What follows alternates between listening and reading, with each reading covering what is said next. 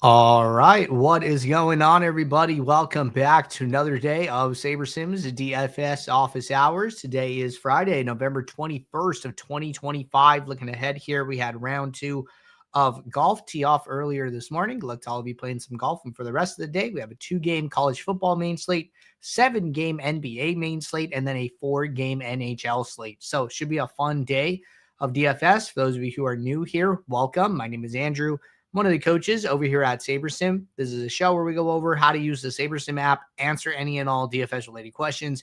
Get your questions in one of three ways here. First off, send us an email, support@sabersim.com. Second, post it live in the YouTube chat. Third way, post it in the office hours channel in our Discord server. If you're not in our Discord and want to get access to that channel, there is a link in the description of this video. You'll also get access to our similar channels, individual sport channels, and you get access to the rest of the SaberSim team. Just can't say enough good things about the Discord.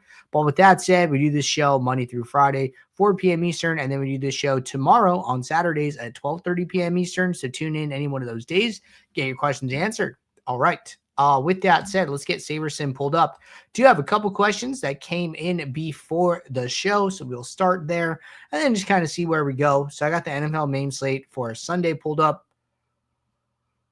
All right. And our first question looks like 2 and 1. We'll go one at a time here.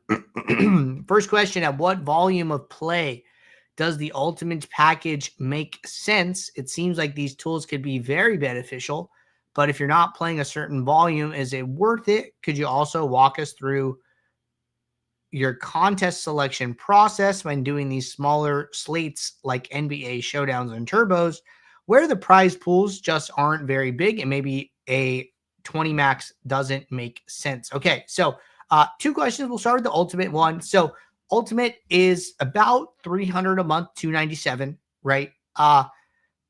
Now these are numbers that like I've heard top pros throw around. I've heard JD Vice talk about this in like Discord and different things like that, right? I've heard a lot of other DFS pros talking like podcasts and whatnot, right? Now, playing GPPs, right? The tournament structures, achievable ROIs from what I've heard, and this varies across stakes, like higher stakes, lower stakes, contests under $3 versus over $3, for instance. Somewhere in the range of like 10 to 30%, okay, is some of the ROIs that pros have said that they attain. Right now, if you break that down into and we'll just take like the low side, right? We take about the low side here.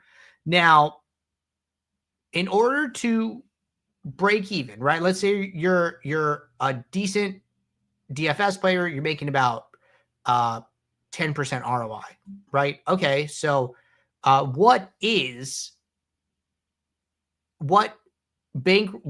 amount of action would you have to have in order for $300 to be 10%, right? So $300 is 10% of $3,000. Your bankroll doesn't need to be $3,000, but your action in a month, you would strive to shoot for about $3,000, right? Now, that could be about $100 a day. That could be a little more on the weekends. Like some people play mostly Sundays, right? Some people play like Monday, Thursday, Sunday, right? They play a little bit more of like the NFL stuff. Some people play every day and play NBA, NHL. They're playing MMA on Saturdays, right? So those are just like some numbers to throw around, right? If there's 30 days in a month, playing about $100 a month or $100 a day, then I think that's pretty good, right? That should work out well, like kind of number wise. Now you don't have to hit those numbers, right? Some people like to have like the best features. So it just kind of depends where you're at. But if that's the way you're thinking about it, I think that's like a pretty good benchmark to kind of shoot for. The other thing I do want to mention is that on the plans, right? We really structure the starter plan. If you have never had a win at or above $1,000, we think the starter plan is like the best option for you, right? The starter plan is like really designed to help you get your first 4-figure score. So when you're trying to like decide like, hey, kind of where am I at? What kind of player am I? If you've never had that 4-figure score, right? You probably want to start on starter. And then once you hit that mark, consider upgrading from there. So just some more advice there. All right, getting back to the contest selection part of this question, talking about contest selection across showdowns and turbos on some of the smaller slates.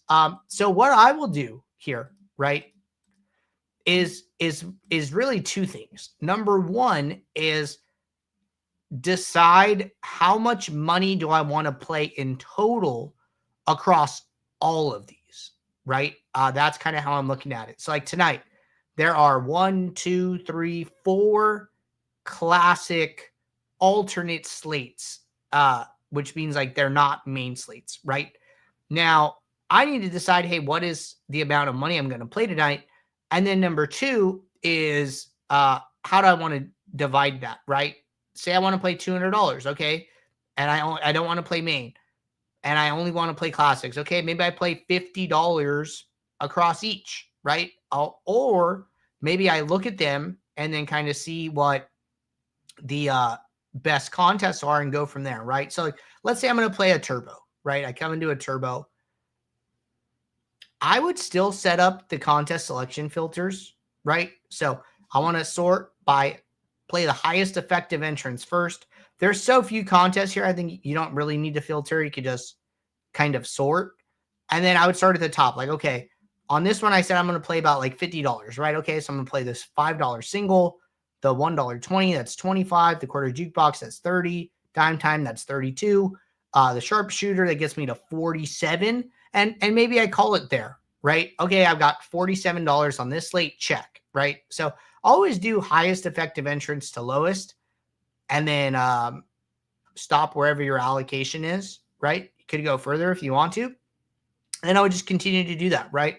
So then I would do that for the other turbo, and then the third turbo, and then the night slate, right? And then kind of spread that out.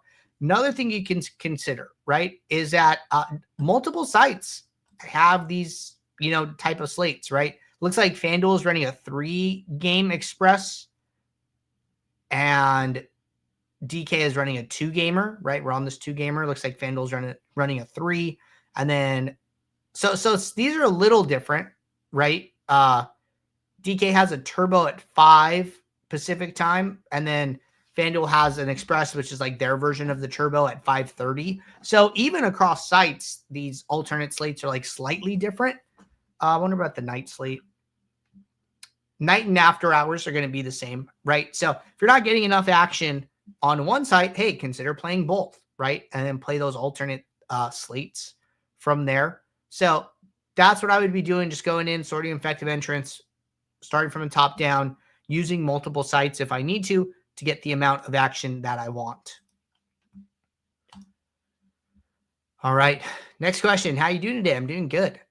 Would you group 20 max dimes, 25-cent 20 maxes in the same group with your $1 max contest, or would you separate the $1 max by itself? Okay, good question. So I would probably use one of the default templates. Okay, this is what I would do personally, is I open up the lineups, right? I would use one of these 3 templates. Okay, so we said we're talking about 3 contests: 20 max dime, 25-cent 20 max, and then $1 max. So you're effectively like looking at something like this, right?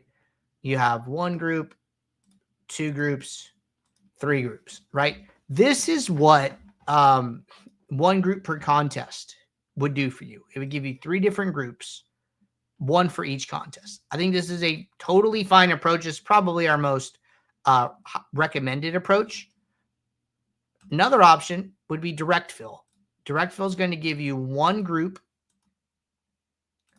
with 60 lineups, a unique lineup for each entry that you have. This is okay too.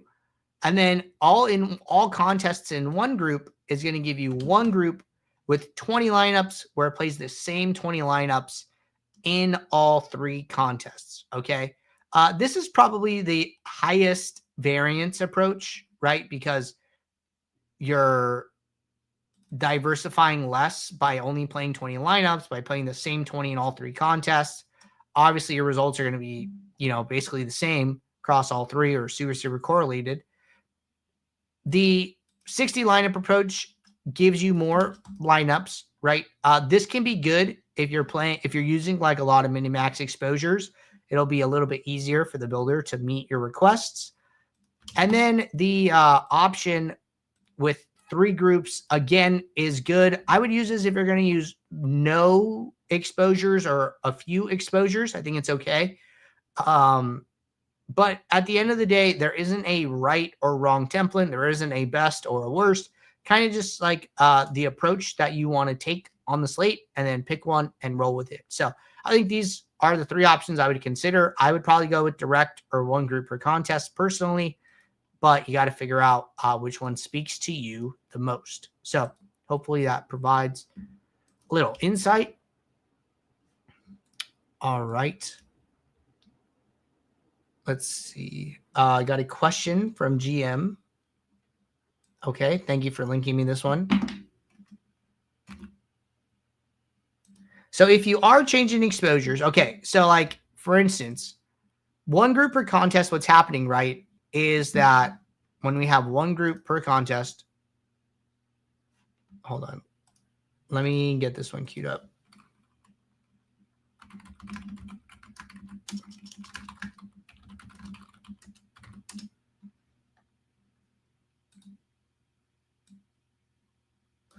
And I'll pop this in here.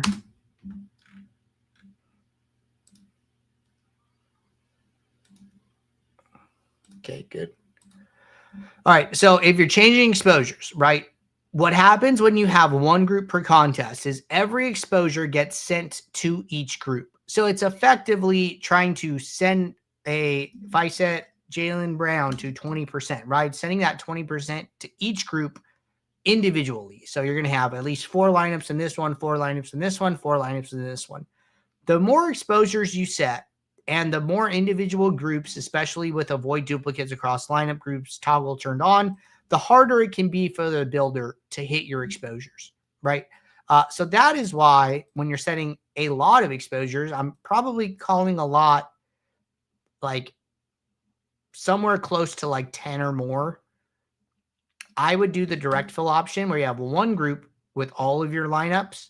If you're doing less than 10, I think it's okay to try 1 group per contest and see if the builder can meet your exposure recommendations. So that is probably the threshold for where I would try and change. But basically, if you set enough exposures and the builder can't meet them, it's going to highlight the group in a yellow outline. And then there's going to be like an error warning saying, hey, we can't meet the exposures for this group, right? It's kind of an indication, hey, maybe I need to change something up. Changing your template is a very good decision at that point if you run into that situation. All right, next question. If I am building for single entry and I want to lock a player into that specific group / lineup, how do I do that? Yeah, so let's say I'm building 1 lineup, right? I need to build 1 lineup for a single entry. Couple ways you can do that. Number 1 is you can just click this lock icon, and then it will make sure that Jaylen Brown, for instance, is in this lineup. You can do that with a couple players, right? You want to build like a little core. Maybe I like Claxton. Maybe I like Chris Middleton, something like this, right? I have a core of 3 players. Okay, I click the lock on all of them, and then I click build lineups. When I do that, all of my lineups that are generated, 100% of my pool, are going to have these 3 players in them. That's a really good way of doing it. Another way of doing it that's really similar is setting the min exposure to 100%. You won't get this lineup card pop up when you do that. That's the difference. When you click a lock, you get the lineup card pop up. When you set a minimum exposure to 100%, it just shows that they're locked without the lineup card. Some people like the card, some people don't. So there's different ways of using this with different avenues here for different types of users. So one of those 2 ways are going to be the best ways of locking a player in, and then either building lineups or rebuilding lineups from there. All right. What's the best way to get the optimal cash lineup in NBA with so many different start times? Good question. So what you're going to want to do is, first off, go to the settings in the projection table, and then switch build mode from sim to optimizer. Okay, optimizer mode is going to build the highest projected lineup first, and then the second highest projected, third, fourth, etc., etc. Right? So first thing you want to do is you want to switch from build mode sim to optimizer. Then what you want to do is, like I say, if you're playing the main slate, right? So you would want to do this pre-slate, obviously, but you would probably want to do what we call late swap, and which is as projections update throughout the night, you re-optimize your lineups based on the latest and greatest projections. Now, if you've never used late swap before, you can go to our support library, go to SaberSim tutorials, and check out this using late swap article. Okay. It would be important to just make sure that when you late swap, to do what you did pre-slate and set the build mode from sim to optimizer again, right? You want to change it over. An easier way of doing this is copying over your settings. So if you changed your build mode in pre-slate in your build 1, for instance, well, before clicking the late swap button, click the gear icon, change the setting in this drop down. It'll say build 1 is an option. It'll carry over everything you did in your build 1, and then it will apply that to your late swap. So you're going to want to late swap. Good ways to know when to late swap or what has changed is going to be in the Discord. Okay. If you go in the Discord, which you can join from the top right up here, this little icon, if you've never been in there, you go to the NBA lineup alert channels. Okay. When we run sims, especially as slate lock approaches, you're going to see summaries of changes. Hey, it looks like Bobby Portis got a really big boost here. Oh, he ended up starting over Gary Trent. That makes sense. He goes from a bench player to a starter. His projection goes up, right? You probably want to re-optimize your lineups based on that info. So even if you're playing cash, you're still going to need a late swap. You're just going to need to late swap on cash settings. All right. Question, does soccer even have projections? So we do have projections for EPL only. We do not support other leagues other than EPL at this time. So just be on the lookout for any type of EPL slate. I don't even know teams well enough to know what is considered EPL. Looks like here's EPL from the 9th of November. And we go to the build. And we do have projections in here. So we do have projections, no ownership, but that is the only type of soccer we support at this time. All right. Would you group single entries separate from 20 max entries? Thanks. I would use the one group per contest template, and that does group them separately. So that's just like my default for most everything is one group per contest. Keep in mind that when you do this, okay, let's say I have a 20 max and a single entry, right? And I do one group per contest.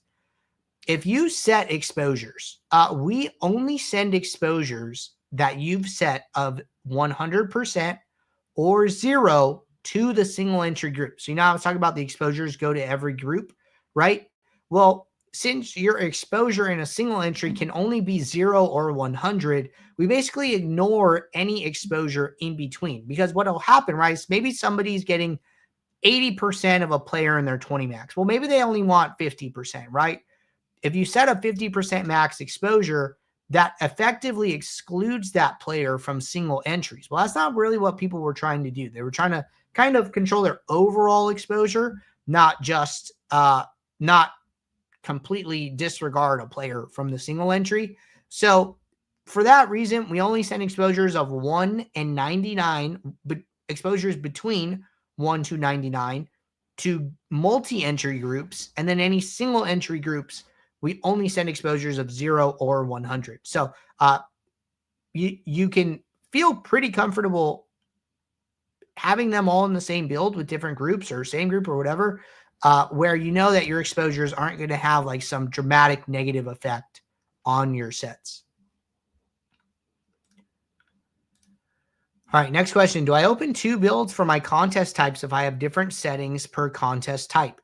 Yes. So if you are, say, we'll stick with this example, right? 20 max and single entry. Let's say that you are using a very tight, you want to use a very tight player pool for the single entries, but you're okay allowing more players into your pool for the 20 max.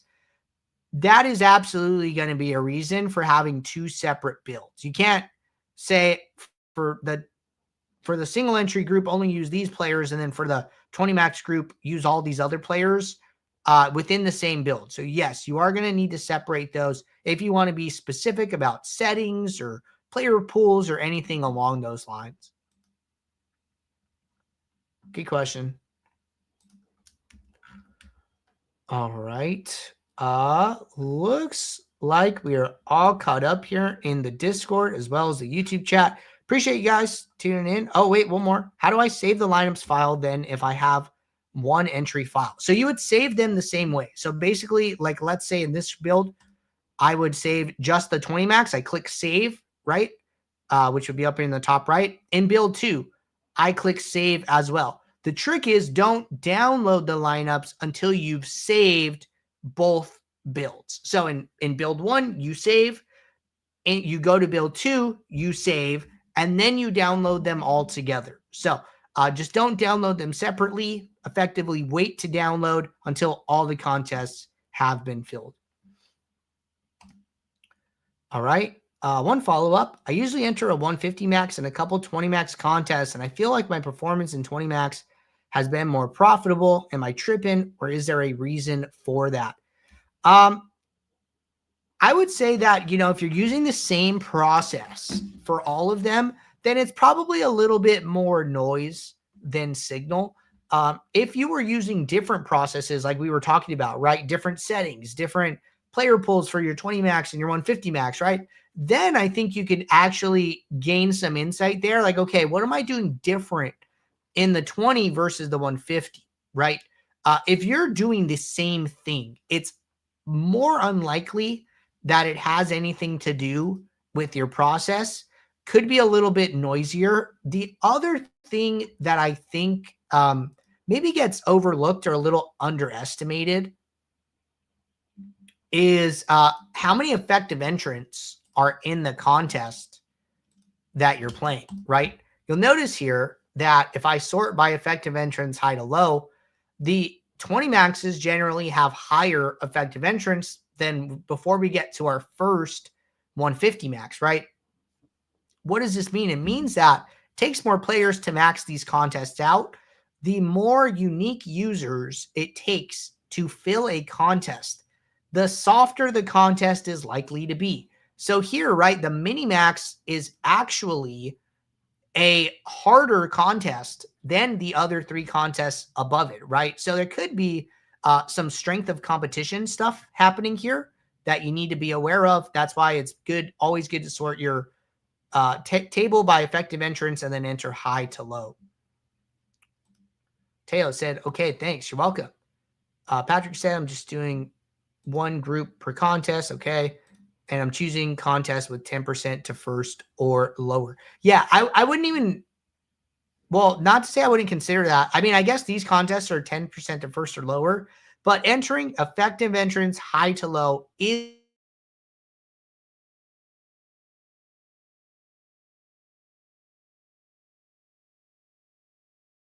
all right. Question here from OD. Should you late swap if you only play FanDuel? Good question. So on FanDuel, you're not going to have live ownership, right? Because we're not bringing in the contest data. FanDuel doesn't give us access to that data, but you would still want to late swap for any projection changes, okay? So again, going back to that NBA lineup alert channel in Discord, keep your eye on that. Keep a tab open on your browser. Keep the desktop app open, right? If projections change, you do want to late swap. Now, I think there's like a little bit of a threshold, right? If projections change by like less than 1 point or something like that, I probably wouldn't do anything. But if projections change, by a lot, then I do think it is by, one more than 1 point, 2 points, 3 points, for example, right? I do think it's worthwhile to continue to late swap when that happens. So FanDuel, mostly projection adjustments, not so much the live ownership to be aware of. All right. A lot of good questions today. Appreciate you guys. We'll be back early tomorrow morning. So until then, everybody, take care. Good luck tonight. Thanks. Bye.